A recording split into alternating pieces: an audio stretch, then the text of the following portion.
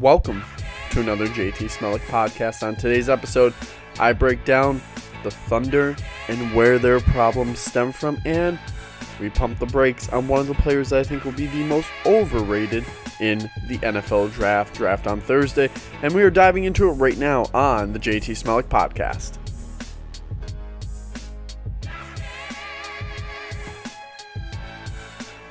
And welcome back to another JT Smelik Podcast. Thanks for tuning on in today. Starting off currently, Portland Trail Blazers last night take care of OKC once more, 111-98, taking a commanding 3-1 lead in the series. And as we all know, once you take that 3-1 series lead, it is about over. Let's discuss this, because I'm very excited. I'm seeing a lot of people come out now and make more excuses for him. Let's go back to Game 3. Thunder down 0-2, come to OKC. And boy, oh boy, does the team show up to play. And that includes Russell Westbrook, shooting 11 for 22, having 33 points, 4 from 6 from downtown, 11 assists. Let's start with this. I don't care about Russell Westbrook and his ability to rebound the ball. I actually heard someone try to tell me that one of the knocks against his great game was, well, he only had 5 rebounds, but other than that, he played really well. I don't care about how many rebounds a guard gets. It means nothing. That's great to see for him. That was a good game. But let me tell you this. He took a lot of shots that 9 times out of 10 he's not going to hit. And I told everyone, I was like, I don't care what he hits on after that. I was like, he will not consistently knock those down. Thunder won Game 3, 120-108. Looking to even the series up. Last night, OKC comes out swinging. I hear everyone, oh, Russ is playing pretty good. He's bringing the intensity. But let's go back to the end of Game 3. What happened? Russell Westbrook does his signature rock the cradle. And, not Tyler Ferguson. Dennis Schroeder comes out. And he does the Dame time thing where he taps his wrist. Like Damian Lillard does. You do understand you are the bench point guard. Yes, you played pretty well, but you came out doing that at the very end of you winning your first game after being atrocious for 2 games. So I hate to tell you, you better come to play in Game 4. Russell Westbrook, after the first half, goes completely AWOL, shooting an abysmal 5 of 21, 2 from 7 from downtown, played absolutely terrible, had 14 points in 40 minutes. Paul George played pretty well, 8 of 21, 4 of 10 from downtown, 32 points. Jeremy Grant, 4 of 10 for 11 points. Those were probably the 2 best Thunder players on that night. Besides Schroeder, 6 of 12 for 17. Once again, it all comes back to Russell Westbrook. He chucks up the ball. He runs up and down the court. He has no cadence to him. And after they lost 111-98, we've seen it before and we'll see it again. KD was to blame. Then they went on and blamed Carmelo Anthony. Next up, it's Billy Donovan. Billy Donovan can't coach. You do realize that Billy Donovan is forced to deal with one of the hardest players to work with in the league in Russell Westbrook. You can't play with him. It's very hard to. He plays hero ball. You can't coach Russell Westbrook. Russell Westbrook will do what he wants. KD went to the organization multiple times and said, please, tell Russ to stop shooting. And that's why KD left. And that's why other superstars, except Paul George, struggle to want to play with him. That's why players get better when they leave. You do realize you've now lost James Harden, Kevin Durant, Victor Oladipo, and who's been around for all of it? Russell Westbrook. Stop shooting threes. But JT, some nights he'll have a similar shooting percentage as James Harden, and you'll tell me that James Harden is better. Yes, I'm going to tell you he's better because James Harden's shooting 50% on the season, while Russell Westbrook is shooting one of the worst seasons of his career. James Harden, 9 times out of 10, is taking shots he can either get fouled on or he can make. Russell Westbrook is chucking up threes and long-range twos.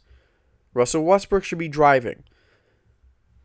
I've made this very clear about Ben Simmons and Russell Westbrook. I do not want my point guard not being able to shoot. That is unacceptable. And Russell Westbrook is not showing any signs of getting better. He's getting worse.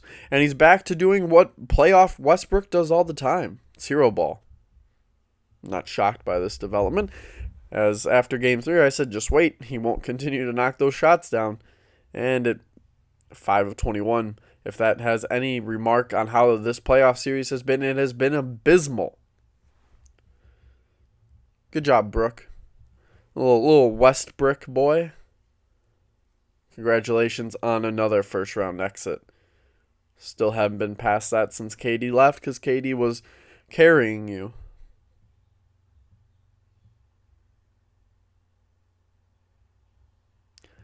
But then people will make excuses. His team can't shoot. This was the team that was supposed to sweep Portland. This was the team that was supposed to be one of the scarier teams in the West. Not your fragile 7th, 8th seed area. The team's not good. Russell Westbrook is not good. And Billy Donovan will take the fall in the offseason for Westbrook and his incompetence. I'm transitioning on over here. Talk some NFL with the draft coming up on Thursday. One of the people I think could be the highest bust rates is a wide receiver. That has to do with just, there's a lot into it in terms of skill and what you have to do. It's right next to quarterback is one of the hardest things to fill out. And I think there's one player that's currently fooling everyone. It's DK Metcalf. He became a social media sensation in the offseason due to his workout photos. Now, if you haven't seen it, go look it up. He's the ultimate workout warrior, no doubt about it. And I start seeing him on First Take and everything and just lobbing him softball questions on how he's going to be a great wide receiver. He's unstoppable. And he's going to be a top 15 pick for sure. And I don't get where he becomes a top 15 pick. A lot of people are hype on him because he had a really good combine. He tore up the speed. He tore up a lot of the physical parts of the combine. He did terrible on the skill set. I know a lot of people are going to overlook that. But as a wide receiver, you have to have skills. It's about the finer things. Route running. Leg works. How are your hands? He wasn't even the best receiver on his team. I want you to think about that. You could argue he was the third. He only had 67 receptions at Ole Miss. Let that sink in. 67. That was his whole career in college. That's very low. He didn't have much production or prove much in college. But people are going to somehow tell me, because they actually haven't paid attention to anything, say he had a great college career. No, he didn't. He spends a lot of time in the gym, which is fine. But I want to see you out on the football field. I think he cares more about his body and his highlights and what people think about him than what he can actually produce. He hasn't impressed me by any means. He's also injured a lot, playing only 21 games in 3 seasons. During those 3 seasons, he only had 14 touchdowns, 67 receptions. That's not dominant by any means, and you're about to take another step. Now, of course, he can always turn it on. Just because you didn't do it in college. But can we pump the brakes on him a little bit? His body's changed a decent amount too since he's headed to the gym more. I want to see how that transitions to the field. He hasn't had much real football action in a while. He's injured quite often. and he wants to be a top 15 receiver.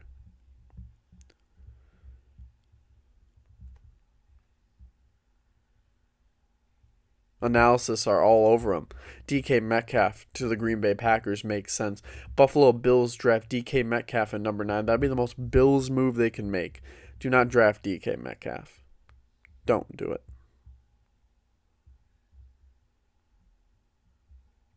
The Ole Miss Rebels football pride and joy from workout photos.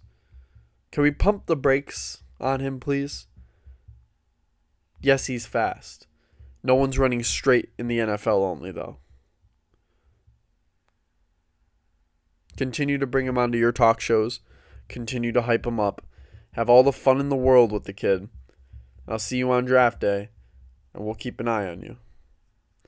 Thanks for tuning into another JT Smelik Podcast. It's been an awesome time hanging out with you guys. Going to see what happens with the Lions on draft day. We'll probably get a podcast episode next week on that. But until then, thanks for tuning in, guys. It's JT Smelik. Enjoy your day.